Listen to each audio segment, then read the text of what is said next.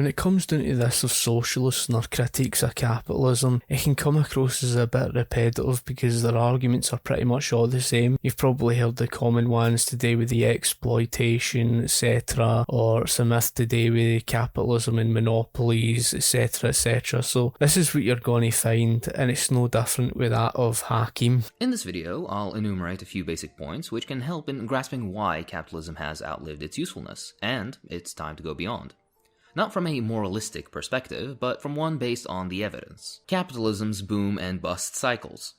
Here, I refer people to look at Engels' 12th point in his lovely little pamphlet titled The Principles of Communism. So he's going on about this today with the boom and bust cycle. It's really all of what led to these things like the depressions, the recessions, banking crisis, for example. The reason why it's important for you to understand what capitalism is about is because then you can see where the flaw in his argument is coming from. What caused the boom and bust cycle of the 19th century, in other words the 1800s, was to do with the trying and testing of the paper currency. What caused the boom and bust cycle of the 20th century was to do with fixing of the interest rates. Capitalism is about the free market, nothing more, nothing less. When you're speaking about things to do with interest rates or the ratio of your money or the money itself, it's the market that determines that. When you speak about capitalism, you're speaking about things being determined by the laws of supply and demand. A good example of that would be the laws of supply and demand that are going to determine what your interest rates are going to be. So if you've got a shortage of savings, if you've got a shortage of resources, your interest rates are going to drive up. That's the market value. The market's determining that. It's no different today with that of prices in the marketplace. He doesn't acknowledge that fact. That's a very important fact to point out. Again, what caused the boom and bust cycle of the 20th century was caused by the fixing of the interest rates. Where socialism comes into all this, in the presence of this mixed economy, is the controls over these things. In other words, not leaving the market be. That's why you've got a mixed economy between capitalism and socialism. They need something to blame capitalism for. How the hell can you blame capitalism when capitalism's about the market value? They don't like that one bit. And the truth is, in the mixed economy,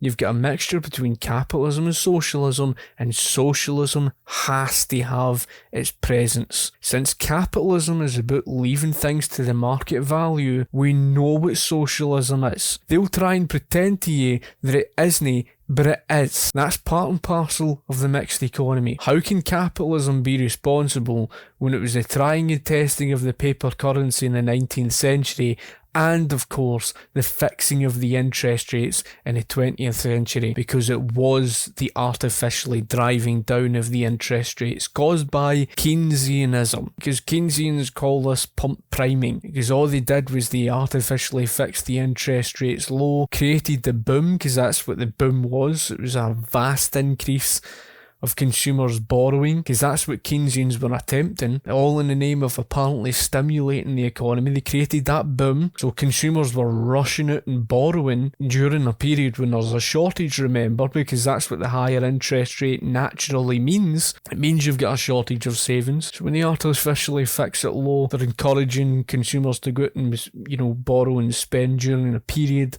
when there is a shortage. And of course, for investors, long-term projects are taken on. They can't finish the math because of the fact that there's a shortage of resources in reality. That's what leads to the eventual bust. He completely ignores that fact. This was very much similar with that today with the banking crisis, the artificially fixing lower of the interest rates, so it encouraged massive borrowing, plus the fact the Federal Reserve had fixed the ratio way above market value. In other words, it's not capitalism that encouraged this legally protected fraud. That's got nothing at all to do with capitalism. Again, capitalism is about leaving the market be. It's not about fixing things. In summary, capitalism dominates, continuously expands production at faster rates and for cheaper prices. Where money is to be made, many capitalists flock. This happens on a system-wide basis. That's quite a hefty concession, folk. That's coming from Engels, that through the mass production and cheaper prices, that's a contradiction of the stuff that you were hearing. This is the boom. With this invasion of capitalists into a profitable field, many commodities are produced, far exceeding the market need. Because of this, many finished commodities sit on store shelves or company warehouses, collecting dust unsold. You're talking about Engels and that of the 19th century, and it was in relation today with the paper currency. And a prime example of this, there was an excellent book written by Murray and Rothbard in relation today with the Panic of 1819, because what led to that problem was more or less today with the running of the printing press. In short, and from what I gathered so far, New England rejected, of course, going to the war and financing it. The War of 1812 we're speaking about. In order for government to finance that, it would have to get it from elsewhere, so they turned to other states. The fundamental basic argument is that the reason for why it happened is all today with running the printing press that created the inflationary problem to begin with. You know, it's no different today with that of the Great Depression. It was caused by running the printing press, by fixing the ratio of money and artificially fixing the interest rates below market value. Because he's trying to put it out as if to say that falling prices somehow correlates to the risk of a collapse or something, or some sort of, I don't know, crisis or whatever. It's a very, very strange claim to make, so to speak. The tendency of the rate of profit to fall. This is a simple concept to grasp.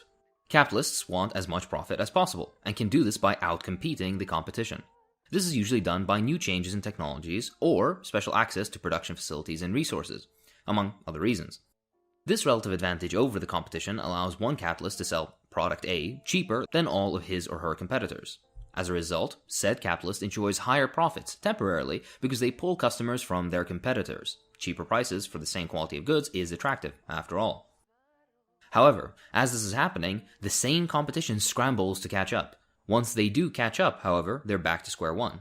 Except now they're stuck with a faster and more efficient form of production that results in cheaper average prices of product A, and as a result, less profits overall. Less profits means less reinvestment into the circuit of capital. He's pretty much going on about today with the economies of scale, although he probably doesn't even understand what that is. Economies of scale allowed these companies to basically mass produce and cut their costs. That didn't mean less profits for them. They were actually earning more. There was more and more consumers. There's a fine example given by Thomas Sowell, and it was this, 19th century massive company. It was basically your local grocery store, and of course that's where people would go in order for food shopping, etc. at that period of time. But as time moved on, and more people were driving about in the roads, etc., and especially, after the Second World War, there was a massive change that would take place, and that was to do with the introduction of these, supermarkets. And due to the economies of scale, they were able to mass produce, and at the same time, able to cut their costs, etc., below their competition. They were earning a lot more in profits because they were getting a lot more consumers. And plus the fact, as Thomas Sowell had mentioned, these consumers preferred going to the supermarkets. It was more convenient for them because of the very fact that they were able to buy in bulk, whereas you weren't able to do that through these, local stores.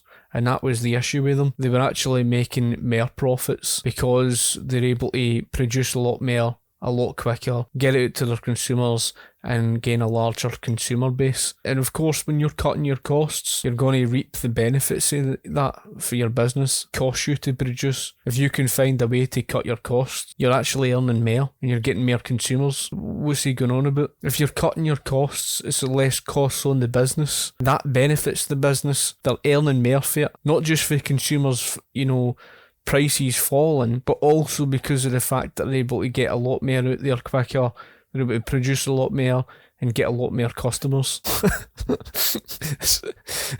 It's humanist that people like this actually believe that nonsense.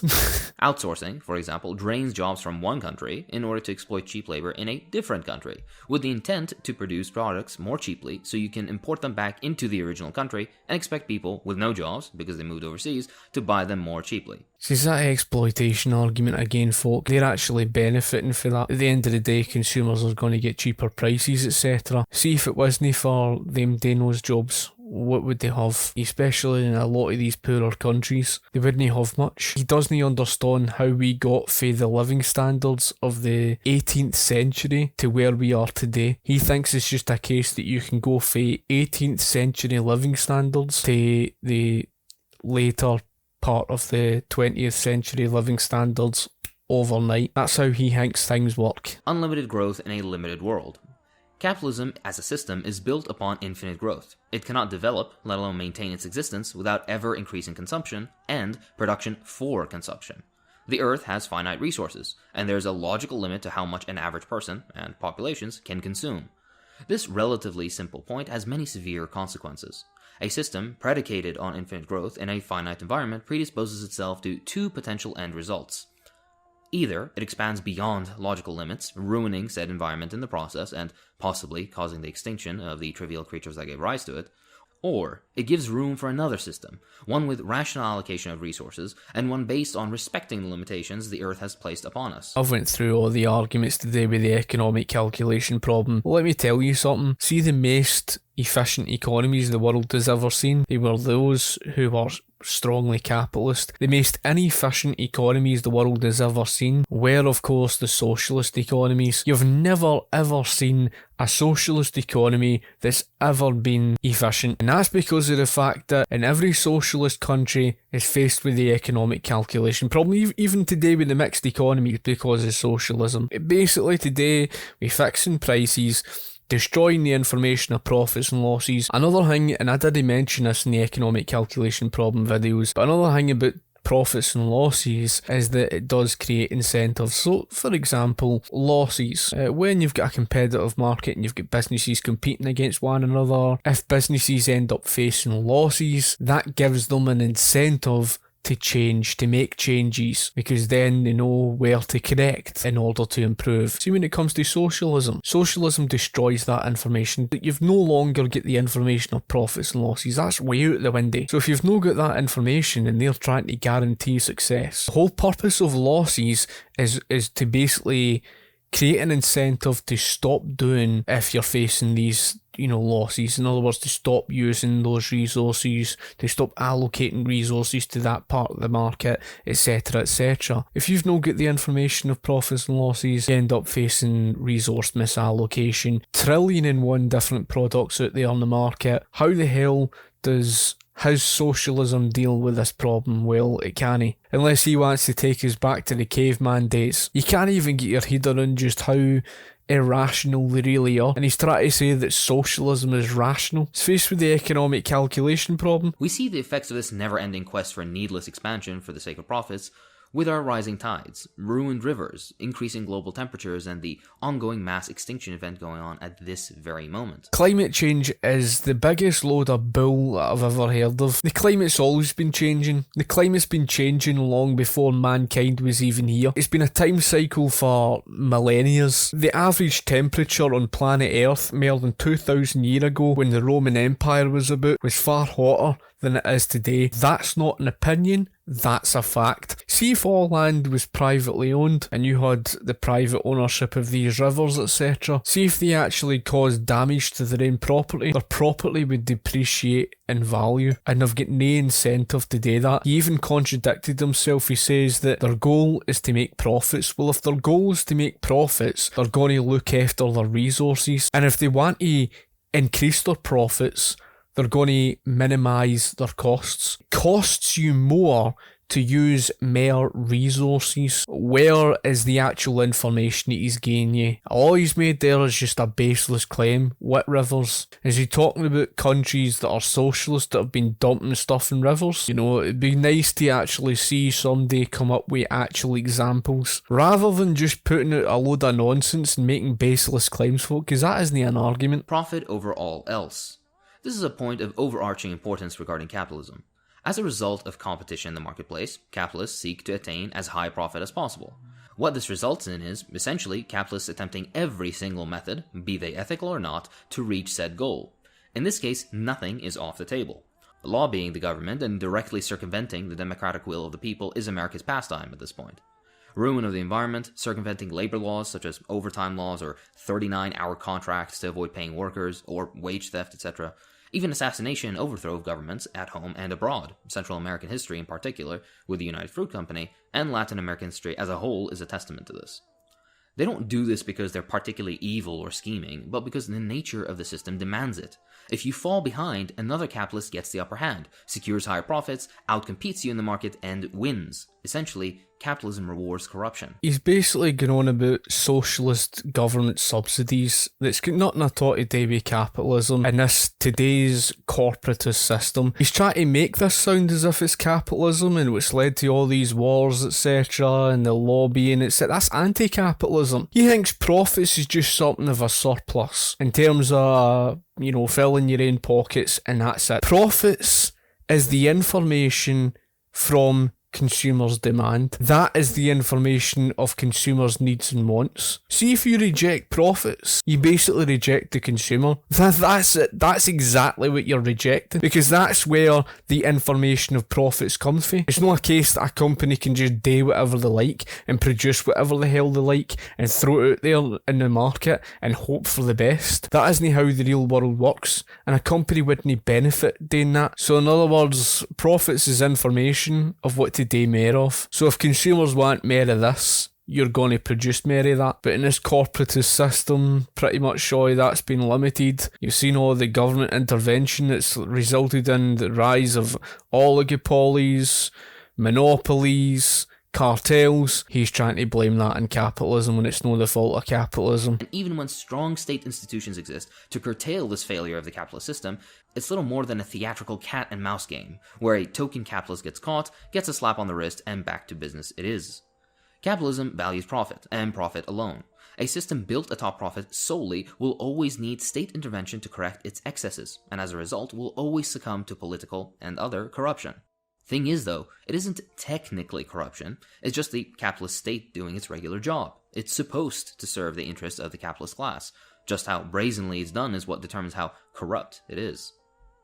However, to argue that capitalism, but with a heavy hand behind it, holding the reins, would be the solution fails, because 1. The capitalists that successfully manage to corrupt and gain influence, and hence more convenient legal rights or opportunities for development, meaning higher profits, would win out over the honest capitalists, outcompeting them and essentially proving that this form of corruption is the only way to get ahead. Folk, they aren't a capitalist at all. A capitalist is someone that's in support of capitalism. Capitalism is the separation of the economy from government. End of story. See, anybody that tries to paint capitalism as anything else other than that, they're basically a corporatist. They're using socialism in this, mixed economy. And you're using socialism to stamp out competition. How the hell can you use socialism against capitalism and then call them capitalist? All that really is basically a quasi-socialist. Someone that uses the fruits of capitalism, but uses socialism to eliminate their competition, and that's essentially what they are. Where is he going with all this nonsense? Again, he's speaking about corporatism. A capitalist who plays by the rules ends up with less profits. Less profits means less money and resources to reinvest into the circuit of capital, meaning less development or advertising or whatever else, which will end up always in the same result. They will lose to a far more fierce and shrewd businessman who will repress wages to as low as they can go, extend the workday as long as they can possibly get away with it, circumvent every law and regulation through either bribe or flagrant dismissal of the nation's justice system, and in the end be rewarded for this behavior with record profits. Well, at the end of the day, he's been contradicted, folk, especially by 19th century American history. You cannot blame capitalism for what government's intervention has created. If he's actually going to make a critique against capitalism, then make a critique about capitalism. Capitalism and meritocracy. A common trope we hear is that capitalism is a meritocratic system, that whoever works hard enough will see their dreams realized and will attain success and wealth. Now, like with trickle-down economics, most people grow out of such delusions and see capitalism for the system it really is. It rewards privilege before it rewards merit. Again, folk, capitalism's to do with the free market, the separation of the economy from government. It's nothing at all to do with this merger between state and corporate power, all the socialist government interventionism, etc., and the special interest favours where government gets to pick and choose winners and losers. He's trying to say that's capitalism. Capitalism's to do with the free market. It's an individualist system. It is antinomous to the word collectivism, which we don't live under today. Not in Great Britain, and most certainly not in the United States of America. Many opportunities, education for example, are barred from those of poorer origins because they simply lack the wealth to enter them. Entry into some of the greatest institutions of the world are less based on merit and more based on kickback favors of entry to the children of generous donors. Starting businesses, too, a cornerstone of the American dream, is far less accessible than it's made out to be. It's socialism that has restricted the market, all thanks to the socialist government interventionism, etc. He then says that this is late-stage capitalism. Basically, socialism creates a problem, and then they say, oh, look what capitalism did. How the hell is it capitalism when your socialism has strongly regulated the private sector and restricted competition and destroyed innovation and basically limited opportunity in the marketplace? This isn't a capitalism, this is a mixed economy. This is where socialism has restricted the market. It's not an opinion, it's a fact. And that's the reason why you never debate these people. You may as well just smack your head off a brick wall, because you're trying to reason with a people who are unreasonable, who are not interested in facts, reason and logic. You're dealing with a people who are basically religious zealots. Socialism is present in this mixed economy, and it's socialism that's restricted the market and created the problems. So how the hell can he call this a capitalist system? The reserve army of labour and everlasting unemployment. A point beautifully elucidated by Marx, whereby under capitalism, a consistent chunk of the population would be employed, because capitalism requires a consistent workforce, unlike in feudal and ancient times.